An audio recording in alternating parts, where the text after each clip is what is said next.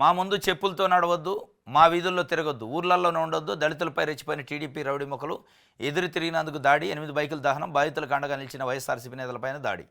కేసులు వైఎస్ఆర్సీపీ వారే మాపై దాడి చేశారంటే టీడీపీ రివర్స్ గేరు. కలెక్టరు ఎస్పీలు మాకు న్యాయం చేయాలి అని దళిత మహిళలు మాట్లాడుతున్నారు. ఇది నిన్న చిత్తూరు జిల్లా నగరి మండలంలో జరిగింది.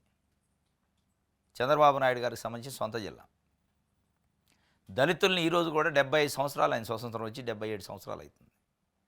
ఈరోజు కూడా మా ముందు మీరు చెప్పులు వేసుకొని నడవద్దు, మా ముందు మీరు మంచి బట్టలు వేసుకొని నడవద్దు, మేము నడిచిన రోడ్ల మీద నడవద్దు, మేము తిరిగేకెళ్ళి మీరు తిరగొద్దు అని కండిషన్లు పెట్టి ఇగో ఇట్లా కొట్టారట. మొత్తం రౌడీ ముక్కలు తెలుగుదేశం పార్టీకి సంబంధించిన నాయకులు కొంతమంది దళిత మహిళల్ని దళితుల్ని ఎంటబడి కొట్టారట. ఎంటబడి కొట్టి మళ్ళీ రివర్స్ వీళ్ళే ధర్నా చేశారట. ఎందుకంటే అధికారం ఉంది. రివర్స్ వీళ్ళే ధర్నా చేస్తే ఎవరైతే దెబ్బలు తిన్న బాధితులు ఉన్నారో వాళ్ళని తీసుకుపోయి పోలీస్ స్టేషన్లో పెట్టారట. కొంతమంది దళిత యువకుల్ని దళిత మహిళల్ని. ఎవరైతే బాధితులు ఉన్నారో విక్టిమ్సే ఇప్పుడు అక్యూజ్డ్ అయ్యారు. అక్కడ పోలీస్ యంత్రాంగం ఆ పరిస్థితి చేసిందట. కానీ పోలీసులను అడిగితే ఏమంటున్నారు, ఇటు కొంతమందిని అటు కొంతమంది అరెస్ట్ చేసినాం, కంట్రోల్ చేయడానికి చూస్తున్నాం, పికెటింగ్ పెట్టినాం అంటున్నారు.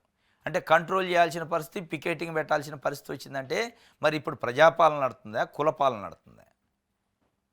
77-78 సంవత్సరాల స్వతంత్రం వచ్చాక కూడా కులం, మేము నడిచిన దారిలో మీరు నడవద్దు, మేము తిన్న కంచంలో మీరు తినొద్దు, మేము తాగిన గ్లాసులో మీరు తాగొద్దు.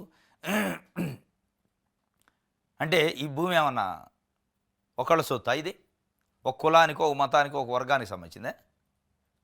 రోడ్డు అంటే ప్రజలది. ఇక దాని కాడ వచ్చిందట చెప్పులు వేసుకొని నడవద్దట.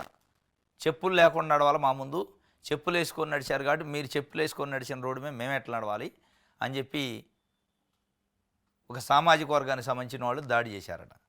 నాయుడు ఆయన పేరు. ఇది నగరి దగ్గర జరిగింది.